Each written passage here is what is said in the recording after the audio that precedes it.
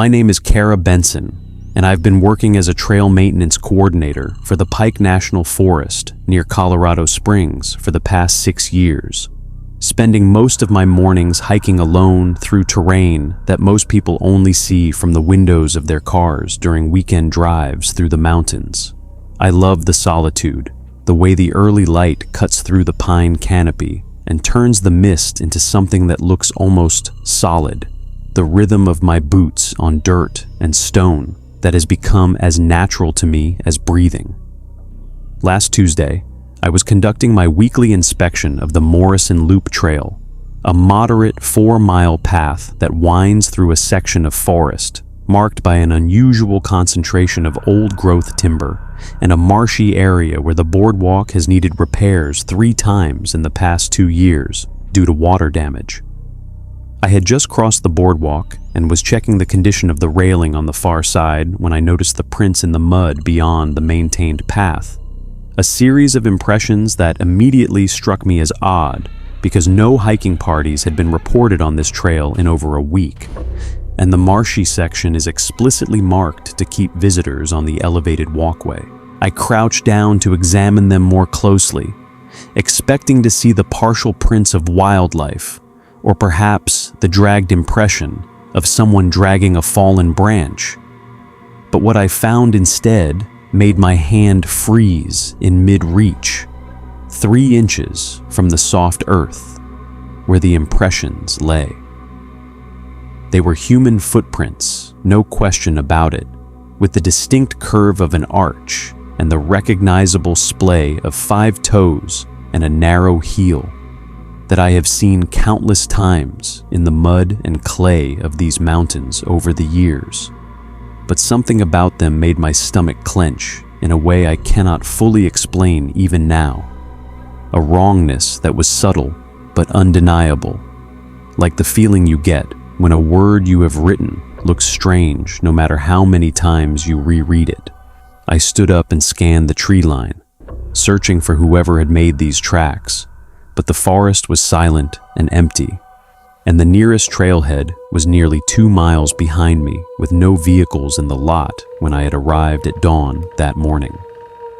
I photographed the prints with my service camera, noted the GPS coordinates and timestamp in my field journal, and continued my inspection while trying to convince myself that exhaustion and an overactive imagination were responsible for the chill that had settled into my spine. But I kept glancing back at those impressions as they stretched away from the boardwalk, leading deeper into the trees where no maintained path existed. And I could not shake the certainty that they had not been there when I first walked past this section 20 minutes earlier. I spent the rest of that Tuesday trying to forget what I had seen, burying myself in paperwork at my desk and reorganizing the supply closet in our ranger station until my supervisor, a grizzled man named Hank who had worked these woods for 3 decades, asked me if I was avoiding something. I told him no, that I was just trying to stay productive. But that night, I sat alone in my apartment with my laptop open and the photographs from my field inspection loaded on the screen, and I zoomed in until the pixels began to smear and the details became abstract shapes of light and shadow. The prints were still there, still undeniably human in their basic architecture, still bearing that unmistakable signature of a bipedal foot with arch and heel and toes, and still carrying that quality of wrongness that I had felt in the field, a dissonance that I finally identified when I compared the proportions in my photographs against the standard measurements in my training materials. The second toe on every left footprint was too long, stretching nearly ½ an inch past the big toe in a ratio that belongs to no human foot I have ever measured or studied, a proportion more consistent with certain primates or extinct hominids that have been dead for millions of years. I searched my database for any reports of missing persons or disoriented hikers in the area, any incidents that might explain someone wandering off trail in the dark, and found nothing.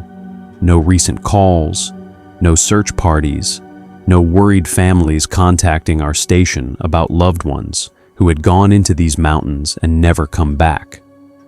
I returned to the Morrison Loop the next morning, telling myself that I needed to document the prints for my report, that professionalism demanded I follow up on anomalies, but knowing in my gut that I was looking for an explanation that did not exist.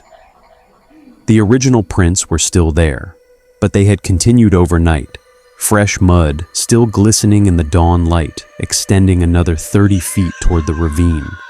And the new impressions were different, heavier, pressed deeper into the earth as though whoever or whatever had made them was growing larger with each step, or heavier, or something else entirely.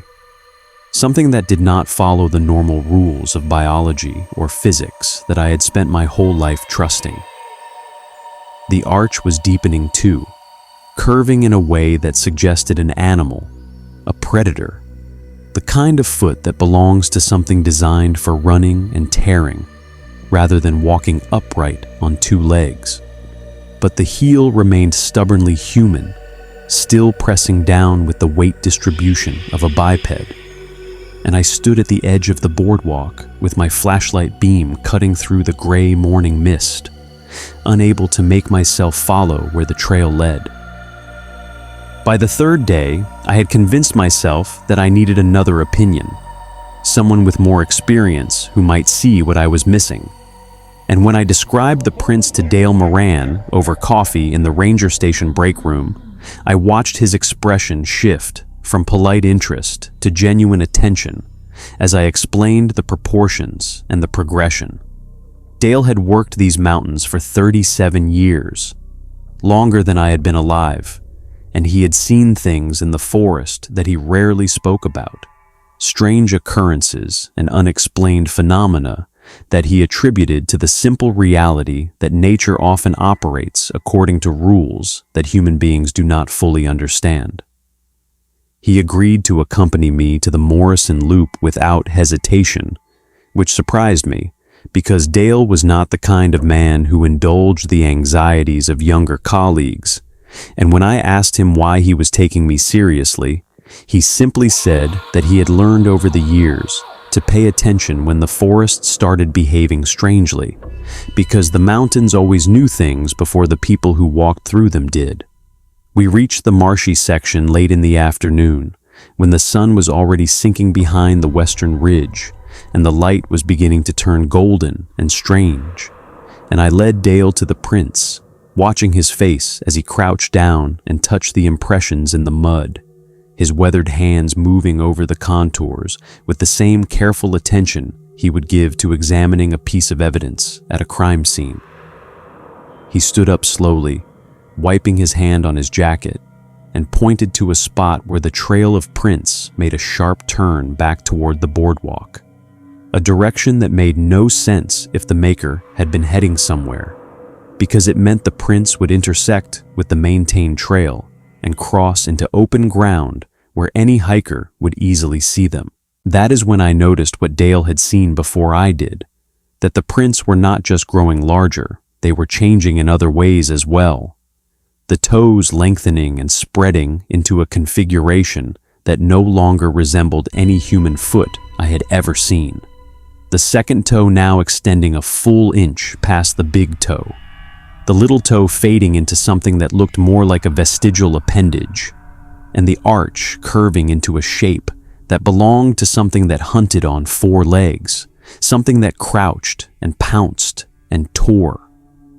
But the heel remained, still human, still bearing the weight of a creature that walked upright, and Dale turned to me with an expression I had never seen on his face before, not in all my years of working alongside him, and he said 3 words quietly, almost to himself, as though he were confirming something he had long suspected but hoped never to prove. "This is not natural."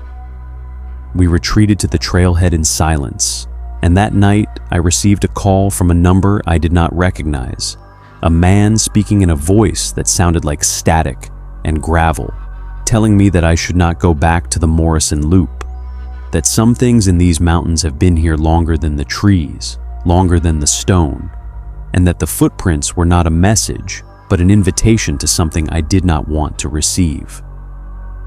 I asked who he was, how he knew my name, how he had gotten my number, and he laughed, a sound like branches breaking in a storm, and the line went dead. I should have listened. I know that now with a certainty that settles into my bones every time I close my eyes and see those prints stretching into the darkness of the forest. But the forest does not permit curiosity to go unpunished. And on the 5th day, I returned alone, before dawn, when the mist clings to the valleys and the world feels like something caught between sleep and waking. Suspended in that liminal hour when the rules of reality seem negotiable and the boundary between what is seen and what is hidden grows thin. I reached the Douglas fir where the prints had ended, the enormous tree at the base of the ravine whose bark had grown so thick and furrowed over the centuries that it looked like the face of something ancient and patient, something that had been waiting in this spot since before the first humans crossed the land bridge from Asia. And I stood there for a long time, waiting for the mist to part, or the tree to speak, or the ground to open beneath my boots. Nothing happened. The silence was absolute, the kind of quiet that makes you aware of your own heartbeat and the blood moving through your veins. And I turned to leave, feeling foolish and relieved in equal measure. Just then, I noticed something on the trunk of the tree that I had not seen before. A mark in the bark that looked almost like a footprint pressed into the wood itself. Human in its basic shape, but elongated, distorted, as though something had leaned against this tree for a very long time and slowly, over decades or centuries, left its signature impressed into the living wood. I photographed it with shaking hands, then drove home and made coffee and sat at my kitchen table, trying to convince myself that the man on the phone was a crank, that the prints had a geological or biological explanation I simply had not found, that I was overtired and seeing patterns where none existed. Then I checked my camera, scrolling through the images I had taken that morning, and the last photograph stopped my breath in my throat. A picture I had not meant to take. A shot that captured not the tree, but the space behind me. The dark gap between the mist and the ancient timber where the forest floor sloped away toward the ravine.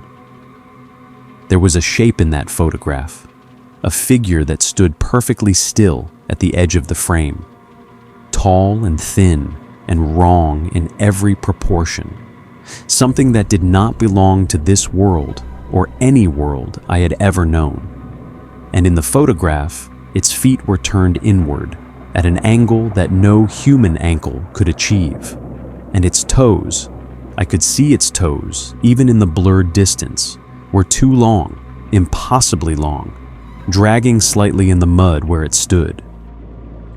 The shape is in all of my photographs now, not just the ones from the trail, but from my apartment, from the parking lot of the ranger station, from the grocery store where I stopped on my way home to buy food I did not eat. Always there in the background, always at the edge of the frame, always standing with that terrible patient stillness that tells you it is not moving because it does not need to, because it has all the time in the world and you have only what remains of your own dwindling hours. I have stopped sleeping, not because I am afraid to dream, but because every time I close my eyes, I feel it standing in the corner of my room, closer than it was before, one step closer. And I know that when I open my eyes, there will be another footprint in the mud of my backyard, leading from the tree line toward my back door. The heel still human, the toes lengthening with each impression, the arch curving towards something that was never meant to be walked upon this earth by anything with a soul. The Forest Service has asked me to submit my final report on the Morrison Loop survey, and I told them I found nothing unusual, that the trail was clear and the boardwalk stable, that everything was fine and I was ready to return to work. But I know what waits at the end of those prints, at the place where the trail stops, and the thing that made them simply ceases to exist at that precise coordinate in the forest, where the Douglas fir stands like a sentinel marking the boundary between the world I know and something older and darker and infinitely more patient. I know it is waiting for me to follow. And every night, standing at my window with my service pistol in my hand and the curtains drawn against the darkness that presses against the glass, I feel my feet itching inside my boots, and I understand now what I could not understand before, what the man on the phone was trying to tell me, what Dale's face was trying to warn me about. The prints were not made by someone walking away from something. They were made by something walking toward me, wearing a human shape like a mask. It is slowly learning to perfect, and with each step through these woods, it becomes more adept at mimicking the thing it is pretending to be. And it is almost ready now, almost finished with its education. And when it is done learning how to be human, it will no longer need to leave footprints at all. It will simply arrive, and I will open the door because I will no longer be able to resist the invitation. And the last thing I will see will be those feet, those impossible elongated toes, those eyes that learn to see by watching me from the shadows. And then I will become another set of prints, another shape, in another photograph, another warning that no one will believe until it is far too late to matter.